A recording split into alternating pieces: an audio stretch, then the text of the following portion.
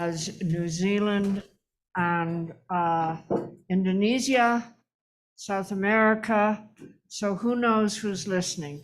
People come in from all over the world for the Zooms. And I want to acknowledge initially my cohort, my co-conspirator, and someone whom I depend on enormously. That is Cecile Lipworth, the events producer here at Collected Works Bookstore.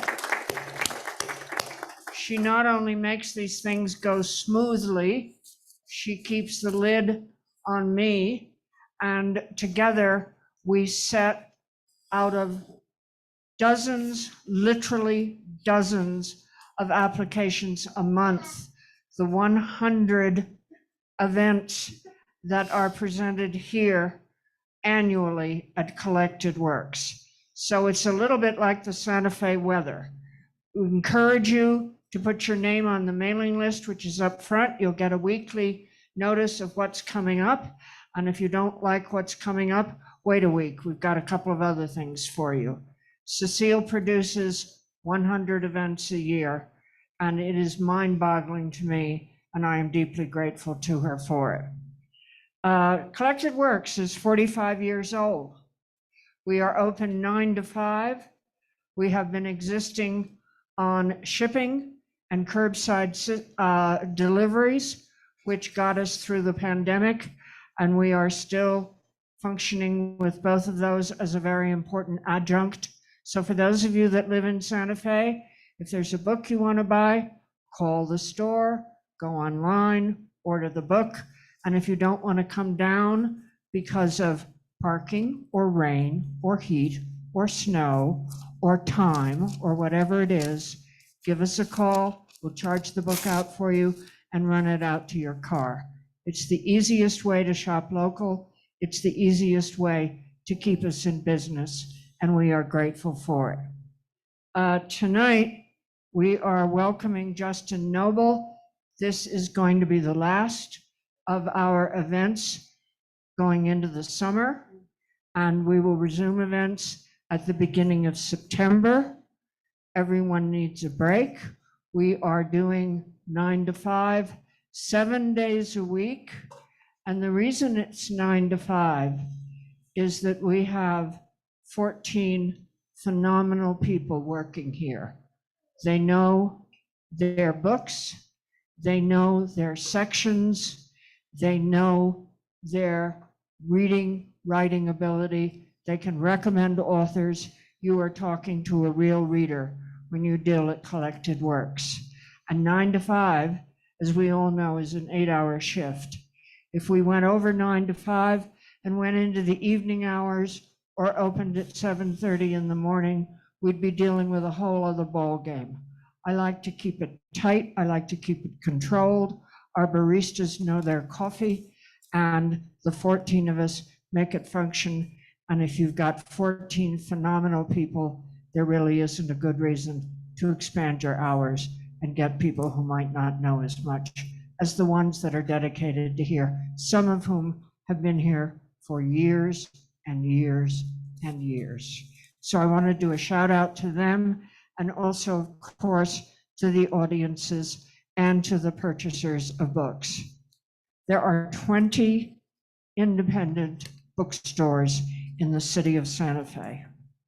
That, with a population of under 100,000, I believe is the ratio record for the United States of America. And we are proud of all of them. There's a list of them up front. If some of them are very niche bookstores, some are used, some are small, but they all have a special value. I encourage you, visit some of them, say hello to them, look at what they have. We can't stock everything here at Collected Works, and it is a tight community of independent bookstores. We all deserve your support. Thank you.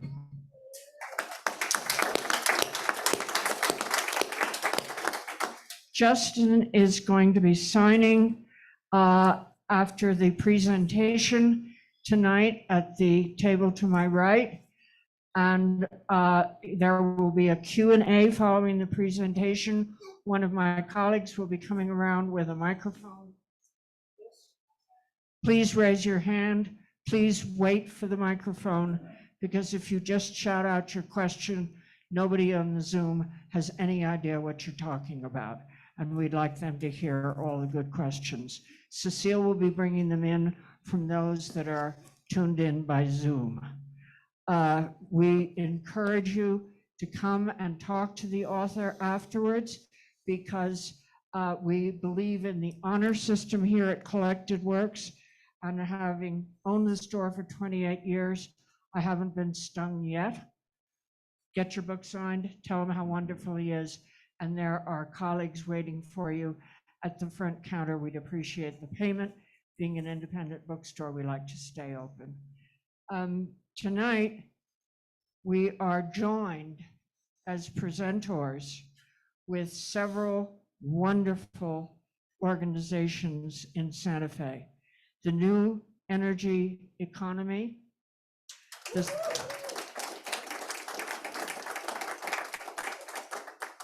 Center for Biological Diversity, Earth Guardians, and one I don't know about, but I'm dying to learn, No False Solutions.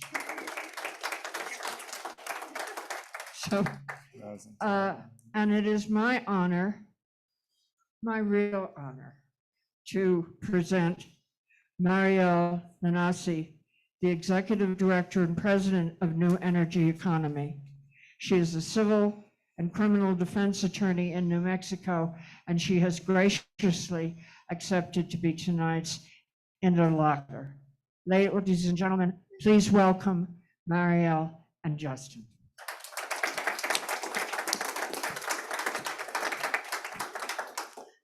Thank you so much for coming out tonight. Those of you who are on Zoom, hi. First, I just want to acknowledge three of my board members are here.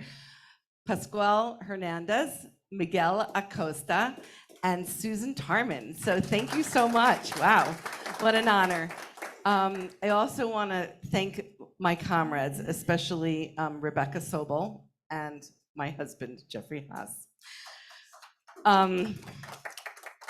So now I'd like to introduce Justin Nobel. I have to tell you that the first time that I learned about Justin Nobel, I was reading, maybe Rebecca sent it to me. I was reading this incredible article called America's Radioactive Secret, which was in Rolling Stone. And I've never felt that way about any article that I ever read in my entire life. And I've read a lot of articles, but I was so moved by outrage in reading this article. And I must not have been the only one, because it has won the long form writing with the National Association of Science Writers. And I sent it out to a whole bunch of people and then reached out to Justin. So this is the first time I'm actually meeting Justin live in person. And I talked to you, what, like 10 years ago, almost 7 years ago, right? Something like that. Yeah. Something around that time. And so it's a real pleasure. Justin is an award-winning investigative science journalist. He's also, and America's Radioactive Secret was what was the seed that this book became the flower of. And Justin, you'll hear about this, but Justin also is an expert witness for New Energy Economy in a case that's pending right now before the Water Quality Control Commission. And so we'll talk about that because the New Mexico Environment Department is proposing a rule to use fracking waste, radioactive fracking waste, and to, quote, reuse it outside the oil field. And so we're going to be talking about that when Justin talks about his book, and then the expert testimony that he will be giving. So welcome, Justin. Thank you. Yeah, thank you, Marielle. Really nice introduction. Thank you to all the groups. You'll learn in a moment just how important these grassroots environmental groups are. I really say that they are the front lines of investigative journalism.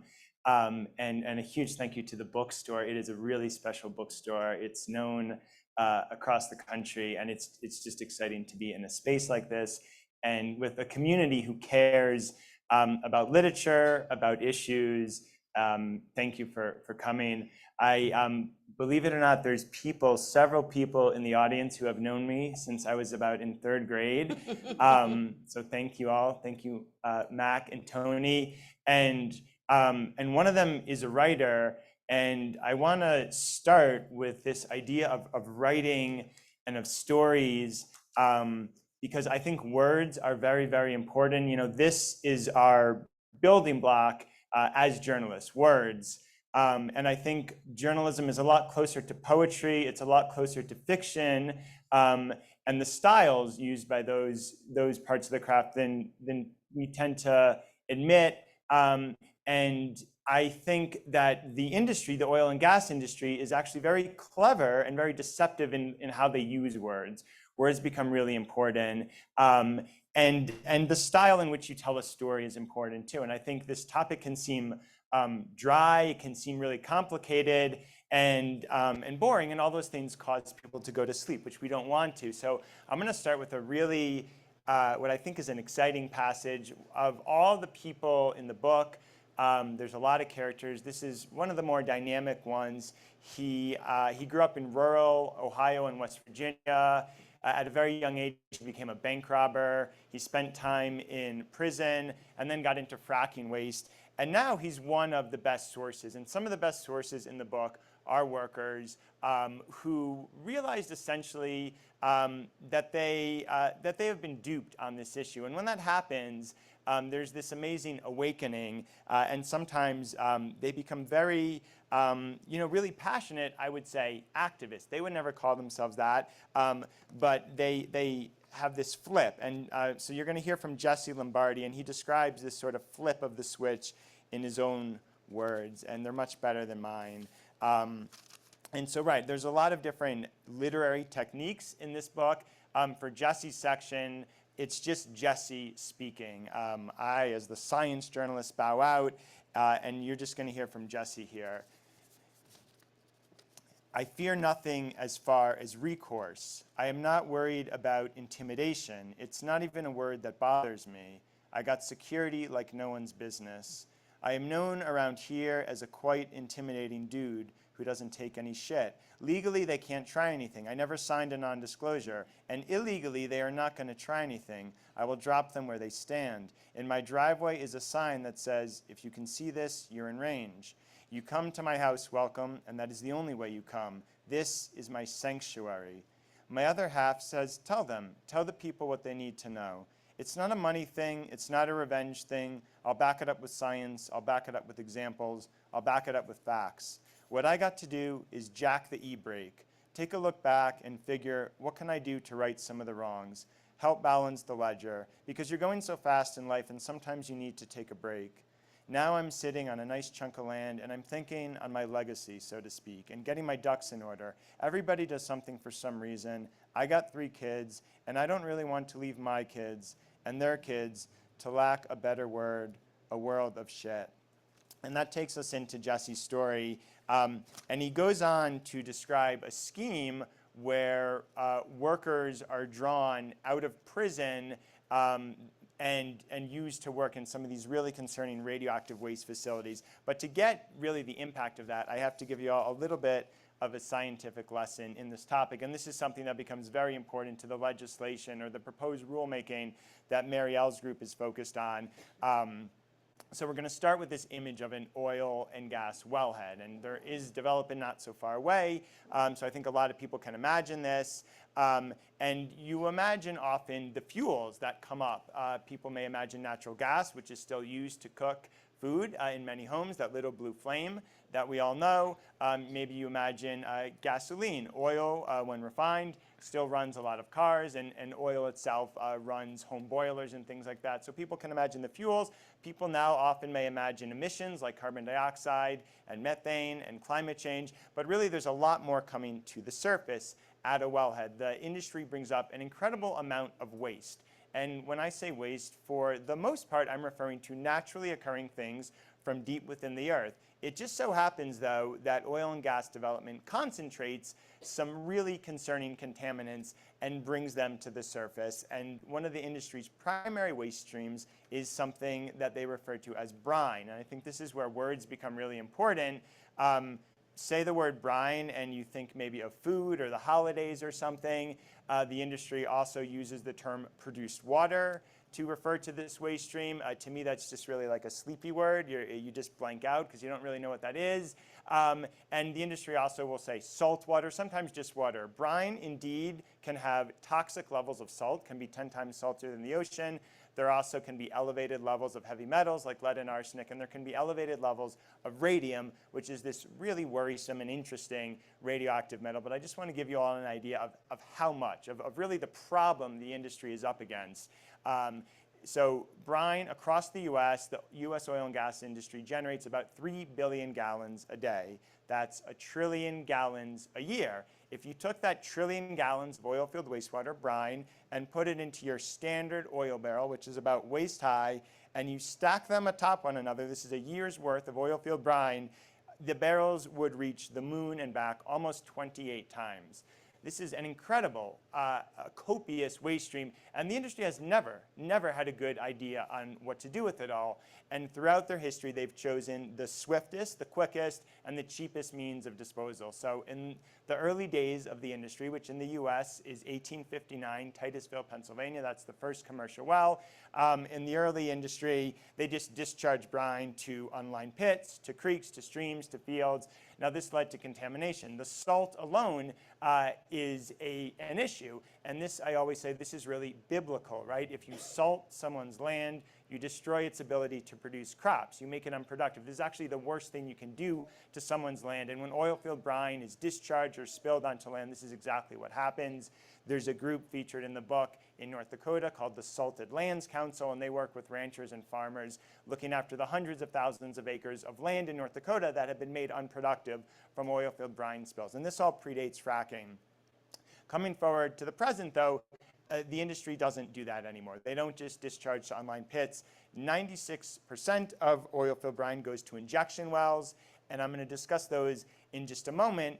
But I want to focus on some of the contaminants in brine, right? So heavy metals and radioactivity. And so you have the good question is like, well, what radioactive elements, how much, why are they so important? So we take a little bit of a detour now into this really fascinating case of industrial poisoning really in the US, which is the story of the radium girls. These are women in the 1910s, 1920s who had this fascinating job of painting hands and dials of watches and clocks.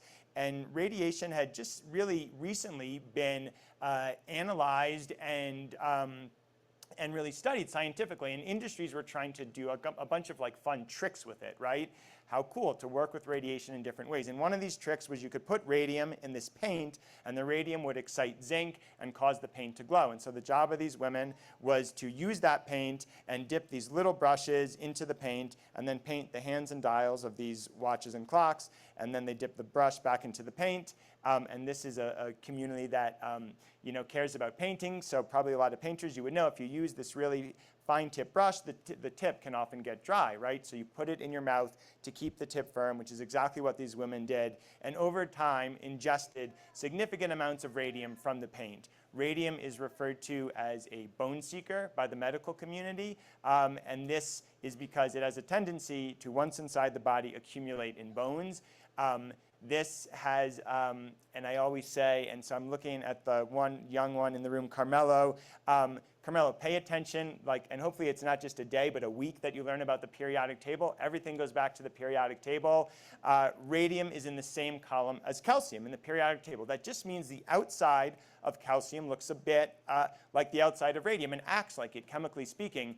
Whereas calcium goes to the bone, radium does a similar thing. And that is a terrible place for a radioactive element like radium to be. Over time, these women developed really terrible bone cancers.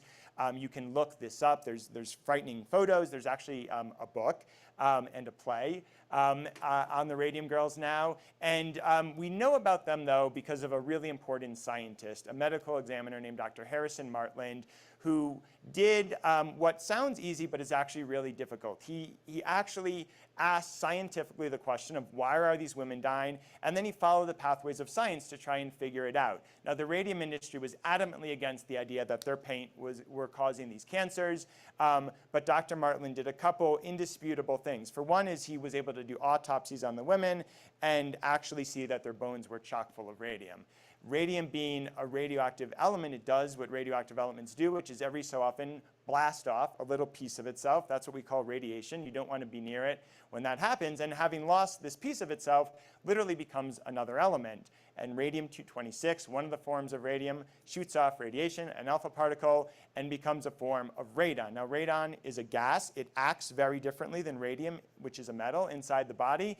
And radon, as a gas, will try and get out of a system. And so what happened is these women were venting radon. They literally became human radioactive chimneys, and they were exhaling radon. And Dr. Martland was able to develop what's called an exhalation test, and he could measure the charged air particles that they were breathing out. And this became another indisputable piece of evidence that they indeed were harboring an internal radioactive source. Now, all this becomes important because this is a really significant case of workplace exposure to radioactive elements, and an unexpected example. And we can now go back to the present and think of this waste stream, brine. So EPA and our federal agencies are very worried about radium, and we have a drinking water limit for radium, which is 5 picocuries per liter. Curie, by the way, that's coming from Marie Curie, another early radiation great, 2 Nobel Prizes for her work on radiation, radioactivity. But you can just remember the number 5. Drinking water, the limit is 5 picocuries per liter. EPA does not want more radium than that in drinking water, and that's a pretty low limit. At 60 picocuries per liter, EPA actually defines a liquid waste stream as radioactive. And this becomes an important question in my reporting. What is, quote, radioactive waste? It changes for each element, but for radium, it's 60 picocuries per liter for a liquid. Now, brine, this waste stream I'm talking about, brine in the Marcellus Formation, which is being harnessed right outside New York City in New York, not far from where I live. Brine in the Marcellus Formation has been determined by Pennsylvania Department of Environmental Protection to average 9,330 picocuries per liter and be as high as 28,500. So again, we have 5 drinking water limit, 60, we can call it radioactive waste if it's higher than that, and averaging in the Marcellus over 9,000. Clearly radioactive waste. Amazingly, in the formations of New Mexico, we have very little data. Data becomes important. What questions do you ask and what questions do you actually pursue as a scientist? This is important. We have some, though, and we know that radium can often be in the range of 600 to 1,200 picocuries per liter. Now, this is important because we're well above 5. Clearly, we don't want to drink it. We're also above 60. So technically, brine produced water, which the state now has this legislation concerning, is radioactive waste. Now, these are their own numbers. By the way, 60 is also the limit at which that applies to facilities overseen by the Nuclear Regulatory Commission for discharge. So a nuclear power plant cannot discharge a waste stream if it's over 60 picocuries per liter. That's considered dangerous for the environment. They can't do that. So 60 is a kind of universal level, and yet oilfield brine is well above that in New Mexico. But there's an additional problem that is posed for workers. And this gets us back to Jesse, the former bank robber, which is that, and if you imagine, I got this at a cool coffee shop, this cup of coffee just down the street, Mud Shop, I think. So if you get like a really good coffee and you let it sit for a little bit, you have a little bit of a sediment, right? A little bit of a sludge accumulating on the bottom. And if we picture the wellhead again, there's going to be tanks there. Now, many people might assume, oh, these are oil tanks. And if it's an oil-producing well, some of them will be. But invariably, some of the tanks will also contain brine, or again, produced water, same thing. And you can look there if you go up to a wellhead and you see a little word that says brine or produced water. So sitting in the tank, this brine, remember, it's filled with these variety of different heavy metals, and radium, which is a radioactive heavy metal. These are solids. And these things don't always stay mixed in or ingrained in the liquid. They can settle out at the bottom. And they form a sludge. And this is the technical term for what forms at the bottom of a brine tank. Not so different than what's happening in your coffee cup. The solids settle out at the bottom. The problem with oil field sludge is the levels are extraordinary, the levels of radioactivity. And if you imagine you have radium at reasonable levels in the brine, it makes sense that the sludge, which is accumulated of the elements in brine, is going to be higher. And it is higher, and EPA is well aware of this. Levels of not just radium, but radioactive forms of lead and polonium, which is a very dangerous radioactive element, can be tens of thousands of times background in sludge. And there's a really worrisome thing that develops for the industry, a problem really, a technical problem, which is that this sludge, which again is, I think of all the different brine tanks, all the different wells, it's a copious waste stream. It's often too radioactive to take to a local landfill. And in many states, you can dump oil field waste in the same landfills as household garbage. So industry wants to take things close. Hauling things long distances is expensive, and hauling heavy things long distances is particularly expensive. And a problem developed across the country where oil field sludge was too radioactive, and it was setting off radiation detectors at landfills. They have those, by the way. Typically, it's nothing to do with the oil and gas industry. It's because historically, industry has often tried to sneak radioactive things into landfills. So they now have monitors. Oil field sludge sets it off. So this leads us to a really dangerous job called downblending, where the industry will use workers, human workers, to mix around non-radioactive items with radioactive oil field sludge, like lime, coal ash, ground up corn cobs. And again, we're back in the realm of food. It sounds like a terrible recipe, but these are just things easily available in a lot of oil and gas areas, which often are farming areas as well. They can't make the radioactivity disappear. What they're doing is, in a very sloppy manner, cloaking the radioactive oil field sludge with other items so these trucks can make it through. And the industry saves huge amounts of money by doing that. The waste should go to a low-level radioactive waste disposal site. Those are often in remote areas. They are out west, so you're closer to them in New Mexico. There's one in the Utah desert, but that's still pretty far from New Mexico. Now, this job falls, again, to workers, and one of the things I uncovered in the book is that in Ohio, there was a scheme, and Jesse, who you just heard from, was part of this scheme, where men recently released from prison in a really desperate situation. Many of them had drug issues, and this is a group I think we really want to help re-enter society and create a better pathway forward for folks like this. But they were offered jobs at these downblending facilities, unknowingly and unprotected, mixing around radioactive oil field sludge. And it's just, it's an atrocious job. It's incredibly sloppy.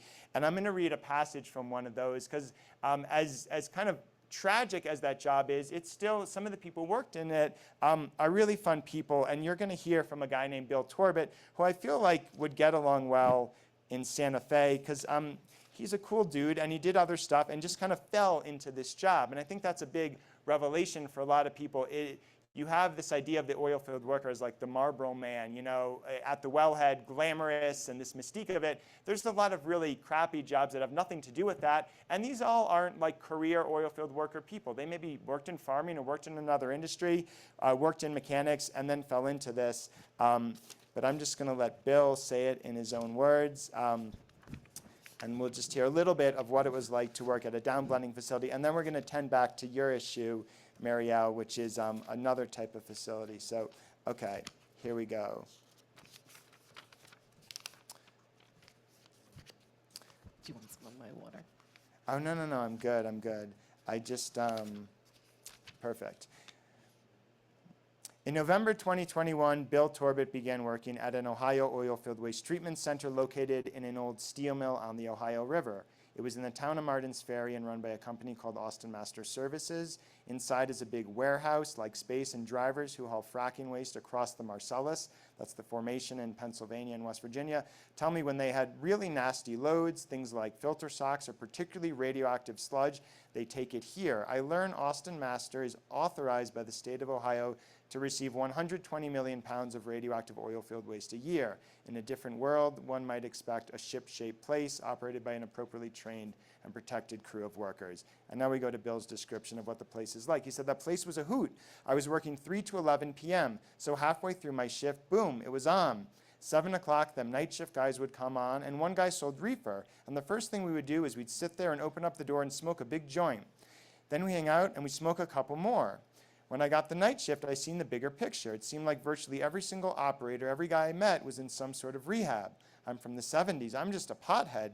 These young kids are all on Suboxone, what they call subs, methadone, Percocet, Oxycontin, any of that opioid-based stuff, almost like they were recruiting addicts. This is the type of guy who has just come out of prison and is not really going to question the radioactivity of some sludge. He's just happy to be making money, and this is better than anything he can get in fast food or retail. A dude like that will be one of the hardest workers, confined space entry, going into tanks, all the shittiest job. You hand them a power washer, pay them $15 an hour, and they jump right in.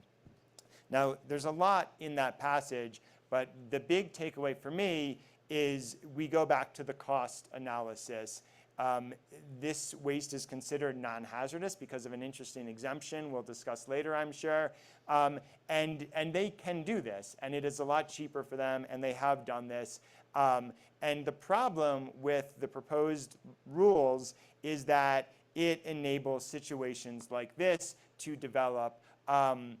Another facility that I spent a lot of time around is produced water treatment facilities. This is exactly what they're trying to do. Now, New Mexico and the rest of the country, for that matter, are in a bind. You have, remember, this waste stream, 28 lines of barrels to the moon and back, and they can't just discharge it right into the environment anymore. They rely now mostly on injection wells. Injection wells may sound like a real thing, it's a term, it's regulated by the EPA. There's the Underground Injection Control Program. What's happening there, and if Carmela was a little bit older, I could ask the young one in the room, does this sound like a good idea? Does it sound like a good idea to inject endless truckloads of fracking waste deep into the earth, which we know is porous and filled with cracks? And I've asked kids before, and it's wonderful, because they intuitively will say, no, that doesn't sound like a good idea. I always was skeptical of this process of injection. And yet 96% of oil field brine goes there. We have 181,000 oil field wastewater injection wells across the US. That's 11 for every Starbucks. And so one thing you can do as if you're spending 7 years writing a book is go very deep. And injection wells are one issue I was able to go deep on. And I'll cut to the reveal here, which is that not only is there no scientific merit behind this thing, which we have 181,000 of, but the EPA knew that back in the early 1970s, and the oil and gas industry knew that as well. I couldn't have done this book without this really kind of over-the-top love for research, and so this is a very dangerous tone for the industry. Underground waste management and environmental implications. It's a 1971 conference that the U.S. Geological Survey had with the American Association of Petroleum Geologists. And underground waste management, that's injection wells. They spoke about injection wells, and they had no faith in them. They knew they were going to fail. They knew they were going to cause earthquakes. They knew they were going to leak. And this is what we see happening now. And even in conservative areas, communities that are very pro-oil and gas, they still are against injection wells. They worry about, appropriately so, their groundwater, their children drinking it. And so this is why the industry is in this bind. They know that injection wells are problematic. They know communities are against them, and they need to do something with this wastewater. And they've proposed this idea of treatment. And I'll just give one more nugget of science before we get to Mary Ellen some questions, which is that think about this. If you have this waste stream and it has heavy metals, and there's other things in it like benzene and toluene, and which are regarded as BTEX, volatile organics. Benzene is a known carcinogen. This is all in oil-filled wastewater, along with all the salts, along with the radium. And you say you're going to treat it. That means inherently you're going to have to take the stuff out, right? which means inherently you are going to concentrate it. And amazingly, the American Petroleum Institute knew way back in the 1980s that that exact process was going to be hugely problematic, because even if you are successful at treating produced water, you are now concentrating some of the worst elements in it, and you have a new disposal problem. What are you going to do with that? But before we even get there, I visited several produced water treatment facilities, and they fail.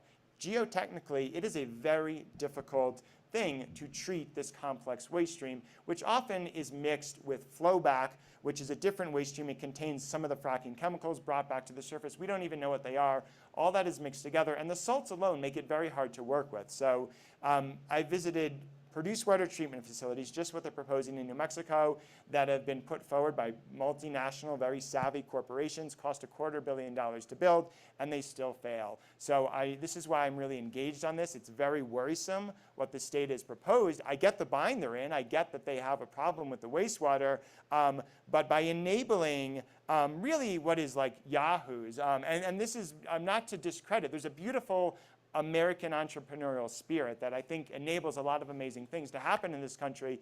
But when you're dealing with radioactive oil-filled waste, you have this kind of vibe, and I've spoken to many of these workers and heard this, you know, it's like a bunch of guys met at a bar and they're like, let's start a fracking waste treatment facility. All right, cool. And they get some capital and they're up and running and doing that.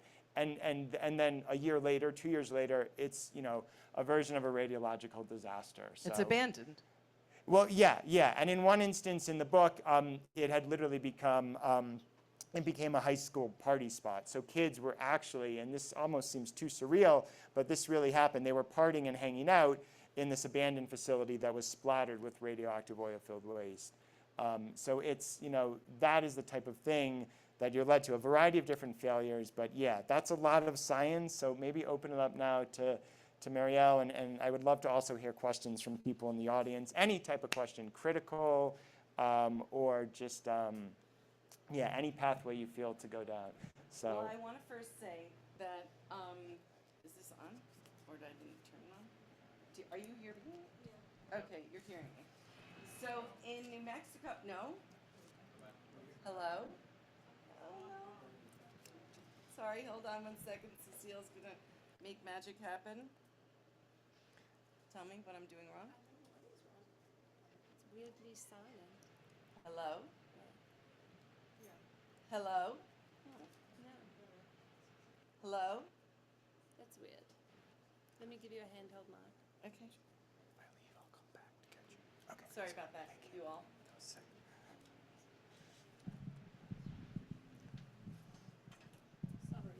Thank you. So in New Mexico, for every barrel of oil that is produced, there's 4 to 7 barrels of produced water. That's a euphemism for radioactive toxic waste that comes up. So you should know that in 2015, you know, Justin was just talking about injection wells.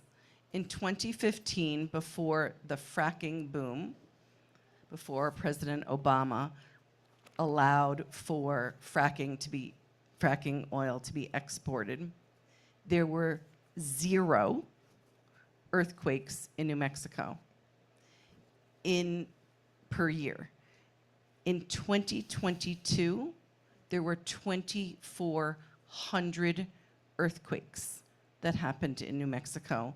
And what's interesting is that the oil and gas industry has admitted that it's from the injection wells.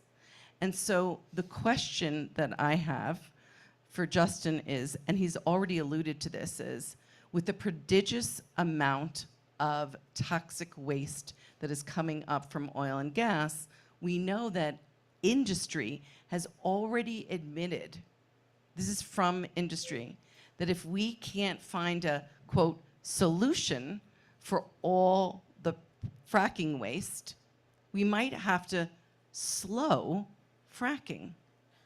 And we wouldn't want to do that because why? Our budget depends on it.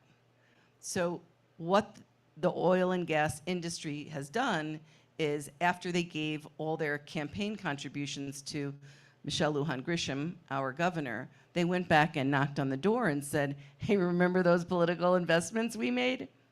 We need a return on that. And we need to find another way to dispose of our toxic fracking waste. And here comes this rule.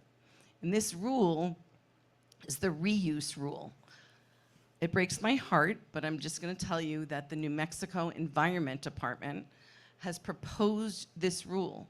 And the rule is a reuse rule.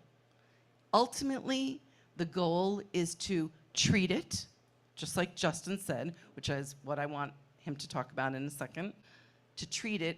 But in the rule, there are 0 scientific standards that are articulated. There are no scientific standards about the treatment.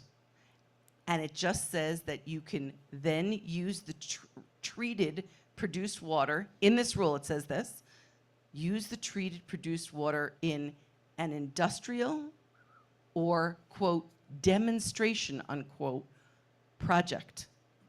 That's what this rule says. And so New Energy Economy, along with Wild Earth Guardians and along with Center for Biological Diversity, is opposing this rule as it is written. We need a rule, but we need a prohibition rule. So if you could tell us more about some of the stories around treatment, and is there such a thing as treating produced water? Yeah, thank you, Marielle. First, we spoke about injection wells, which are very important, especially in parts of the state where there's oil and gas. I'm just going to read EPA talking about injection wells.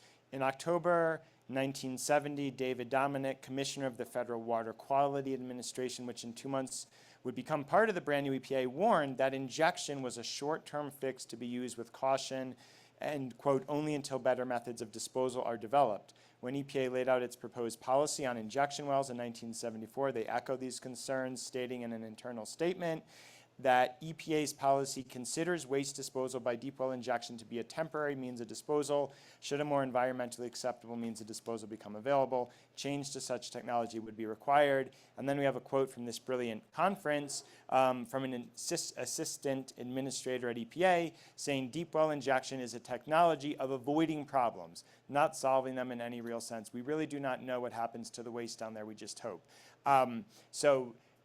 It's stunning to hear that about a process that, again, there's 181,000 of these things, and to learn that they are not grounded in science is worrisome. Produced water treatment, brine varies by formation. Some formations, the levels of salts are very low, the levels of heavy metals are low, the levels of radium are low, and there's actually a correspondence often between salt and the heavy metals and radium. So when salts are pretty low, you can, for the most part, but not always, expect heavy metals and radium to be low. Wyoming, formations there, very, very low. And I know they use produced water in agriculture. I'm in touch with people who do that. They tell me that it works well in Wyoming. I haven't had a chance to be on the ground and look at all the data, but certainly in formations where levels are lower, it would be easier to work with produced water and to treat it. In the Marcellus, in the east, the levels are very, very high. In the Permian, we don't have enough data to make that determination. What we know is that they often can be not as high as the Marcellus, but reasonably high. And we know, and the stories are laid out in the book, that when industry, even when it spends $250 million, tries to treat produced water where the levels are high, they fail. They cannot do that. So there's certainly a reason to be very alarmed based on the data I've seen of produced water in New Mexico. I think what the state first has to do is know what's in their produced water. And again, this, as stunning as this seems, I know, there's doctors in the room. Imagine a problem coming up and you say, oh, I'm going to solve this by actually not focusing on it, because that's how I like to study. You don't study it. And that's what they're doing with this. They're intentionally choosing to not look at the parameters, which is absurd in the world of science. So we need to know what's in the produced water. And then, and I just told this to one of your colleagues, we need to tour any facilities that claim that they have been able to treat produced water, because I haven't seen that in formations where levels are high. I'd love to take a tour of some of the facilities across New Mexico. And at some point as a reporter, I'll spend more time and be able to peek under the lid, so to speak. But I'm not convinced and have not seen evidence that they can treat it safely. And often, quite the opposite, contamination for communities and contamination for the workers. Part of that, by the way, is because in taking out the salts, often the produced water is heated up. The salt comes out on like a conveyor belt, and it creates this incredibly dusty environment. Now, radium still may be mixed in with the salts, and these workers work like 12 to 16-hour shifts. And this is one of the worst ways to take radioactivity into your body, because you're breathing in dust with radium, and it's then lodged perhaps in your lung, and radium is going to go through a variety of different decays and blast off radiation. So it's a real concern. And in some of these facilities, it's not just a hypothetical. Workers are sick, and workers have died from a variety of different cancers. So it's a very real issue. You're welcome to come back to New Mexico. I'm officially inviting you. I just want to say that my colleague Danger is right in the back, and we have postcards. So after you buy a book, which I want you to sign mine with a New Energy Economy pen, and then you can keep the pen. And then I'd like you to go see my colleague who's right there, standing up, waving his hand, and at minimum, to sign a postcard to the Water Quality Control Commission. At maximum, I invite you all to really be moved. And you know, one of the questions that I'd like to ask you before we turn it over to Q&A, because we're getting close to the time, is something that I love in the very, very, very beginning of your book. And you talk about all the people who've passed, and you dedicate it to them. And what Justin's been talking about is very heavy and could lead us to despair. But my little logo, you probably know, is activism is the antidote to despair. It's the thing that gives us hope. It's the thing that turns isolation and fear into solidarity and action and maybe even winning. And so that's what I would like you to think about, which is to come and be yourself in front of this Water Quality Control Commission. I believe in people power, and going and talking directly to the Water Quality Control Commission. 3 minutes. Probably it'll take you 15 minutes of your whole life, other than writing out your statement if you want to write it beforehand. And to look into their eyes and to tell them that this is a crazy idea. This is a crazy idea, and this is oil and gas's problem, and Michelle Lujan Grisham, via her New Mexico Environment Department, shouldn't be trying to solve their problem with our lives and putting it at risk. So we had part of the hearing start, and it's going to resume on August 5th. But I wanted to ask you, this is my last question before we open it up to you, is this. I've heard you say this, and I've read this in your book. It's a deeply personal, moral, and political question. You dedicate your book to many who have passed on. You conclude your introduction with a plea to look, to see, to know more, and to act. I said my personal motto is activism is the antidote to despair. All around us are the sprouts of fascism, yet there is widespread resistance all over the globe that brings us hope. How can we turn our fear and isolation into activism and solidarity? And how do you talk about activists? Yeah, thank you for the question, Marielle. You know, I think that large industries historically in this country and other countries have tried to create a wedge between workers and people maybe who care about the environment. I've spent so much time in West Virginia with workers. West Virginia is a state where people often know every tree species in their backyard, and the salamanders too. They often live, largely from the land. They're absolutely environmentalist and probably live a more sustainable lifestyle than many people, who live in big cities and like to call themselves sustainable. They may work in oil and gas though. But as, with Jesse and with other workers, I think there is an opportunity with this topic especially to really break apart that divide, to dismantle it. And this is a really quick passage from one worker who worked at a produced water treatment plant, again, what they're proposing in New Mexico. I felt good about the job and thought we were doing something beneficial for the environment. This is what they're told. You're cleaning, you're treating oil field wastewater. And now this particular worker, 2 of his coworkers have died from cancer, and he says he'd like to see some accountability.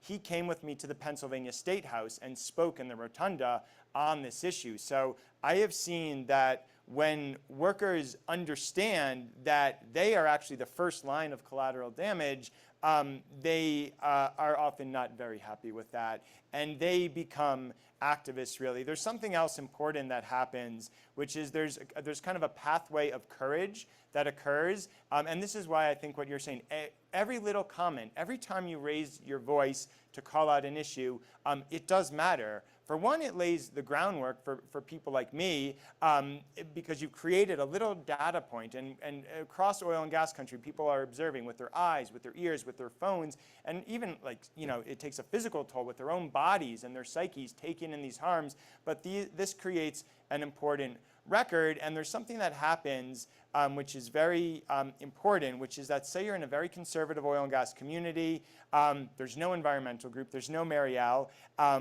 and you have a mother maybe who has kids, she has young daughters, and she sees what's happening, and she gets really worried, and she maybe starts an environmental group with just her and a good friend and her daughters, which is a great way to do it, and they write an op-ed. They write a little letter in the local paper, and you might think, oh, well, what's the point of this op-ed? No one reads it. No, absolutely not. That could cause her a lot of pushback from the community, and she may get hate mail, and she may be looked at differently in the post office, but there also may be oil field workers in that community who are also trying to raise the alarm about an issue.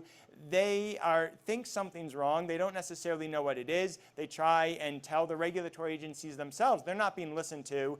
And suddenly they see that this person who raised their voice in their own community, that person has courage and they care, and they had enough courage to do something public in the newspaper, and that's who they tell their story to. And often it's much worse than this newfound activist had even imagined, and the worker really has important information to paint the picture more full.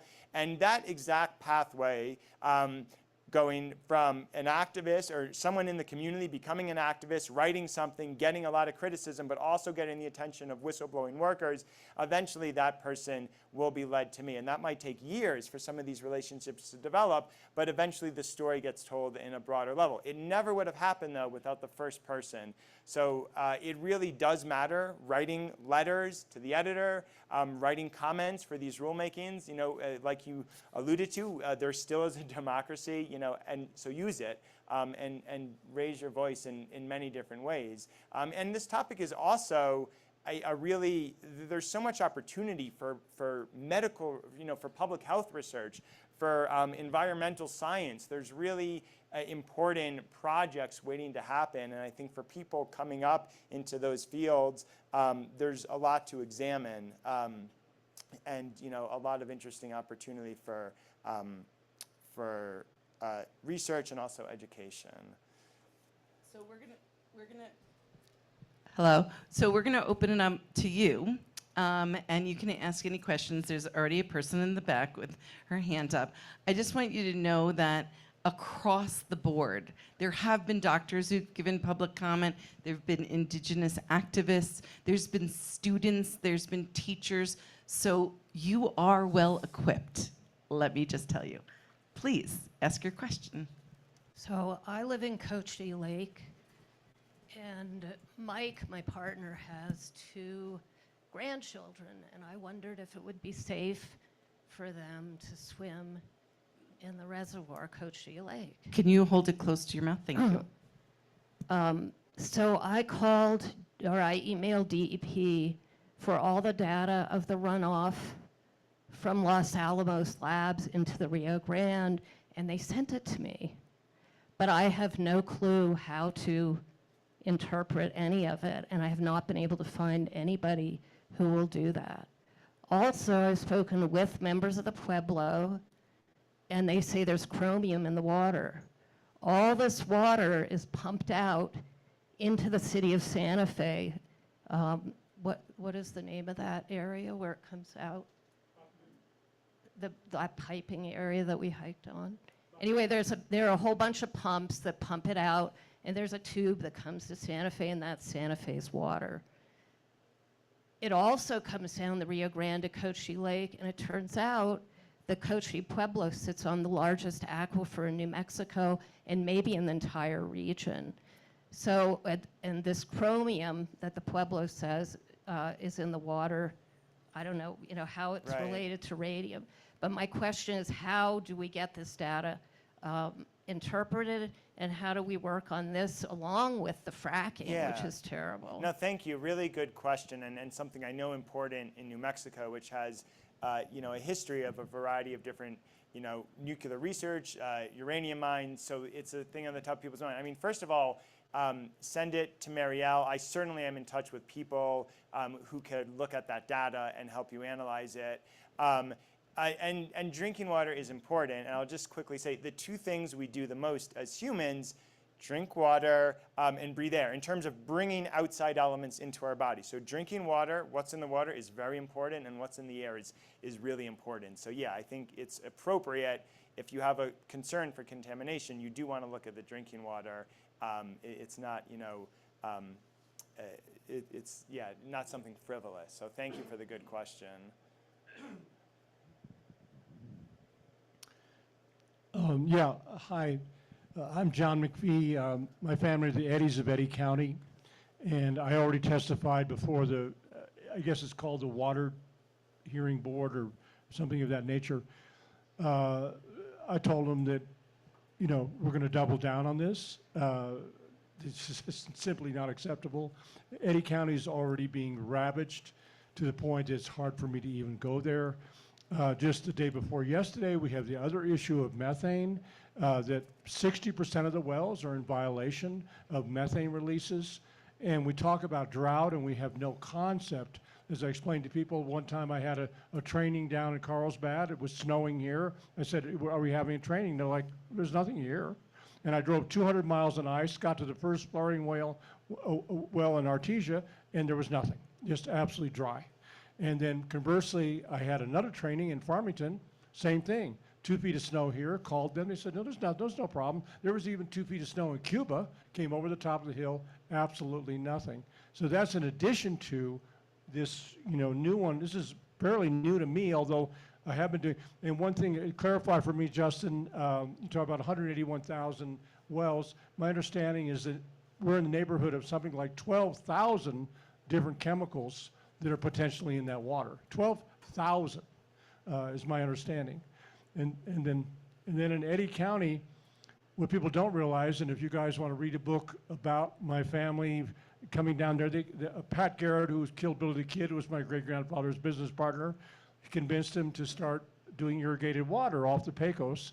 And that was when they discovered that, of course, there's a labyrinth of caves under that entire region, which is why they have WIP there. That's where they stored these salt caves that make any kind of contaminant in the water is transferable all over the place, at every depth, everywhere, all through the entire region. So thank you. I really appreciate your comment. So while we're there in southeastern New Mexico, because I alluded to this, but I didn't finish the story, all oil-filled waste, all these different waste streams I'm talking about, despite all these contaminants, despite the radioactivity, it's considered non-hazardous under federal law. This is really important. This goes back to the 1970s. This is an era of environmental awakening.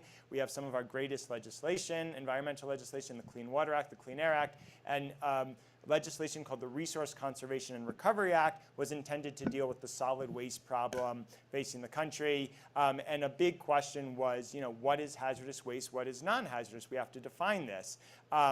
Industries that produced a lot of waste, like the oil and gas industry, had a major economic incentive right there to ensure that their waste was labeled non-hazardous. And Exempt. well, right, exemption. That's what I'm leading to. So they obtained an exemption that defines all oil field waste as non-hazardous. It can be as radioactive as the Chernobyl core. It is still non-hazardous under US law. Now, a couple important ramifications. One is the workers who are covered in sludge, and I've tested clothing items from workers, and the radium levels can be extraordinary. That's non-hazardous waste. By US law, that's non-hazardous waste, on their face, dripping down. They're breathing in. Of course, it is not non-hazardous under the laws of science, but this creates a really a disconnect. The other thing I learned is that, so back now in southeast New Mexico, go right across the border to Texas, Andrews, Texas. There's a company there called Lotus, which asked EPA's permission to import radioactive oil field waste. I know we're in a time when people are very concerned about borders. So now they're asking, can we import radioactive oil field waste from other countries? And EPA said, yes, you can do that because the waste is non-hazardous. And so Lotus did do that. The first shipment came via a Singapore Airlines cargo jet. And the radium levels were extraordinary. But they can legally do that because it's non-hazardous. And what would happen if we changed that and it became labeled as hazardous as it is? There's unfortunately never been an appropriate analysis, but the American Petroleum Institute looked at it early on. I mean, costs would go up, not just by like twice as much or 3 times, but by like, maybe 100-fold. I mean, the industry would essentially crumple overnight, because they would have to actually face the true costs, the true externalities. And that's come up. This exemption has come up time and again, and EPA always sides on the side of it's non-hazardous. We're going to stick with that, even though there's quite a lot of science to go against that. And that's something we could do in New Mexico, is declare there is literally 4 words that we could just remove from the Hazardous Waste Act in New Mexico, and that is to take out the exemption of oil and gas waste. 4 words, right, Rebecca? 4 words or something like that. And so that would be an interesting kind of conundrum, right? If we could ever get it passed, which, our legislature is often very opposed to doing anything. We haven't done really anything to regulate oil and gas in, 25 years But I just want to add, while you're on that thought, Marielle, the context is important. So in the early 1970s, there also was the oil embargo, and the industry knew that the environmental movement had a lot of power, and they realized that if oil and gas were regulated too severely, it wouldn't really be able to exist. And we're in this time when we are really worried about relying on foreign countries for oil. It actually, it's a national security risk. We need to harness our own oil and gas, but we can't have it too overly regulated when it comes to environmental laws, because then it won't be profitable to harness. So we need this exemption, or else we won't really be able to move forward as an industry. And it's, I spoke to the person in the book who actually wrote the exemption, so you get to see it from all sides, and I think the context is important. We're in a different place now, and also, even though there may be reasons at that time to argue for the exemption, there certainly were reasons to argue against it that have been absolutely overlooked. I think we have to end because we're over time. Yeah. So first of all, thank you so much for coming. Thank you so much for all the people on Zoom. And Justin will be here to sign you, talk to him, continue to talk to him, sign a book. Thank you so much for coming. Have a great night. Yeah. And please think about being involved. Go see Danger for postcards and come out to give public comment on the week of August 5th to the 13th. The Water Quality Control Commission hearing is at the State House, so just a couple blocks from here. I think in room 317, if my memory serves me. Okay, but if you want to, you could just go to newenergyeconomy.org on our website. It's all there. And we have talking points for you back there if you want. Lots of information. So thank you, thank you, thank And you. I really appreciate everyone. I'm traveling, so I have a tip box if people want to contribute, and of course happy to talk about any other topics, if you have questions, and I'm very easily available. I know it's a complicated issue, so feel free to peg me with questions on this topic. And thank you, everyone. Really a nice event. Thank you.